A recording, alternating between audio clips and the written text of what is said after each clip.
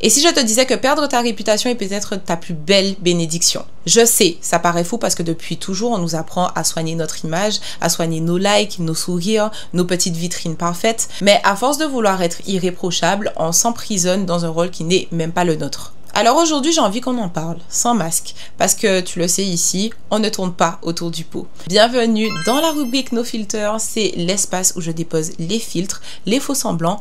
Bon, je n'en ai pas en général, mais c'est l'endroit où je partage ce qu'on ne dit pas toujours à voix haute. Et crois-moi, ce qu'on va se dire aujourd'hui dans cet épisode, c'est du vrai, parce que perdre ta réputation, c'est parfois la seule façon de retrouver ta liberté. Jingle.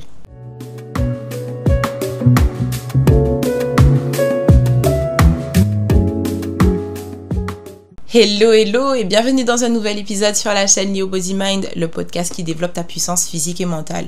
Aujourd'hui, on va parler d'un sujet qui nous fait tous trembler, la réputation. Et si je te disais que cette chose qu'on cherche constamment à protéger toute notre vie est peut-être celle qui nous enferme le plus? Alors, posons les bases. Pourquoi est-ce que perdre sa réputation fait si peur? Si perdre sa réputation fait si peur, c'est parce que notre cerveau est littéralement câblé pour ça. En psychologie sociale, on sait que l'humain a un besoin vital qui est celui d'appartenir. C'est inscrit littéralement dans la pyramide de Maslow, qui est une pyramide qui énumère l'ensemble des besoins de l'être humain. Même si l'ordre strict de cette pyramide est discuté scientifiquement aujourd'hui, ce qui est sûr est que le besoin d'appartenance est fondamental.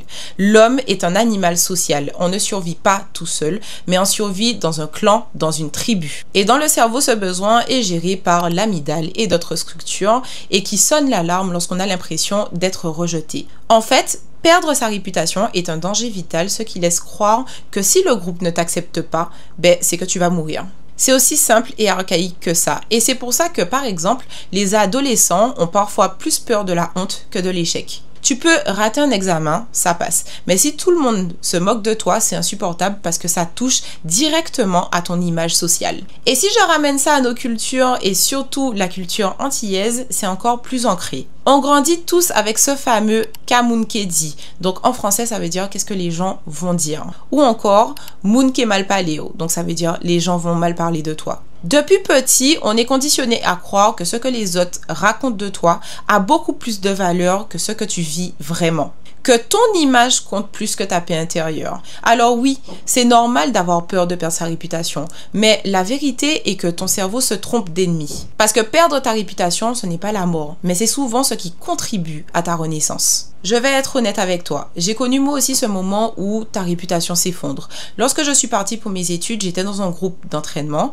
Du côté des garçons, ça allait, mais côté filles, c'était un enfer silencieux. Des regards qui te scannent de haut en bas, des messes basses dès que tu tournes le dos. Pendant presque 2 ans, j'ai été harcelée. Et oui, aujourd'hui, je n'ai pas peur de le dire. Critiques, moqueries, mensonges à mon égard. Et le pire, c'est que le coach, au lieu de calmer le jeu, il a choisi son camp. Il avait Dieu que pour une athlète qui était la plus forte du groupe à l'époque. Moi, j'existais à peine et puis je n'étais pas la seule dans ce cas-là. Et lorsqu'une dispute a éclaté entre lui et moi, ça a été la fin. Le prétexte pour quitter le groupe a été trouvé. Et ma réputation a pris un coup par rapport aux dires des autres et de ce coach à mon égard. D'un coup, je suis devenue la fille arrogante, la princesse qui manque de respect, celle qui veut faire ce qu'elle veut, alors qu'en réalité, j'étais juste brisée et j'étais cette fille qui essayait de s'accrocher tant bien que mal mais qui n'était pas dans le bon environnement pour briller. Et le si peu de lumière que j'avais, c'était déjà trop pour les insécurités des autres. Et c'est là que la psychologie explique tout. Parce que ce qui se joue dans ces moments-là, ce n'est pas que du sport mais c'est de la survie sociale. Ton cerveau, lui, vit ça comme une exclusion de la tribu. C'est ton amygdale qui s'allume comme si tu allais mourir. Parce qu'à l'époque préhistorique, être rejeté du clan, c'était être condamné. Voilà pourquoi la perte de ta réputation fait si mal. Ton cerveau croit littéralement que c'est la fin. Mais tu sais ce que ça crée aussi? Un rebond. Ce que les chercheurs appellent la résilience. Lorsque tu tombes socialement, tu développes une force mentale que ceux qui n'ont jamais chuté ne peuvent même pas comprendre. Et c'est exactement ce qui s'est passé pour moi. Au lieu d'essayer de sauver mon image, j'ai travaillé comme une folle. J'ai changé de discipline. Je me suis donné corps et âme au 100 mètres haies. Et quelques années plus tard, lorsque j'ai eu l'opportunité d'effectuer ma première sélection en équipe de France, je n'ai pas eu besoin de parler. Mes performances et ce que je reflétais intérieurement et la personne entière et sincère que j'étais ont parlé pour moi. Et ça, c'est un principe psychologique hyper puissant. Lorsque ta réputation est détruite, tu n'as plus le contrôle externe, tu ne peux plus décider de ce que les gens racontent de toi. Mais du coup, ça active ton locus interne. Tu arrêtes de te battre pour l'opinion des autres et tu mets toute ton énergie à créer et à bâtir. C'est aussi dans ces moments-ci que tu découvres vraiment les gens, parce qu'il y a ceux qui croient les rumeurs et ceux qui regardent tes actes. Et crois-moi, ces derniers sont les seuls qui comptent. Et regarde autour de toi, combien de figures publiques ont perdu leur réputation à un moment avant de revenir plus fort. Des artistes, des sportifs, des entrepreneurs. Tous ont traversé un bad buzz, un rejet, une humiliation publique. Mais au lieu de mourir socialement, ils ont reconstruit et souvent plus haut encore. Alors si je dois résumer mon histoire, perdre ma réputation, c'est ce qui m'a obligée à construire ma légitimité. Parce que lorsque tu perds ta réputation, tu perds aussi tes chaînes et tu n'as plus rien à protéger, mais tu as tout à créer. Alors la question est comment tu transformes cette perte en moteur. Je te donne 3 stratégies que j'ai utilisées. La première stratégie est d'utiliser l'énergie du rejet comme carburant. Au lieu de rester bloqué sur le « pourquoi moi ?», tu bascules sur un « ok, regardez bien, je vais vous montrer ».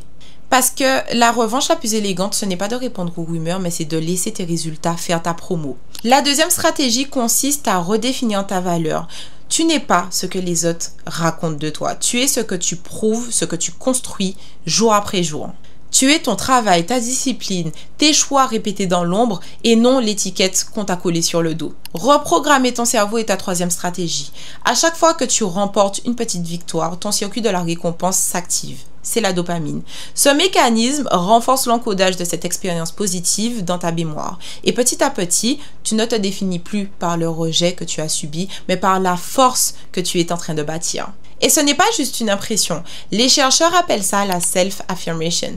Quand tu assumes publiquement tes réussites, ton cerveau réduit ses défenses, diminue son stress et renforce ta confiance pour l'avenir. Alors retiens bien ça. La réputation, c'est une étiquette qu'on t'impose. Mais l'honneur, c'est celui que tu reconstruis toi-même.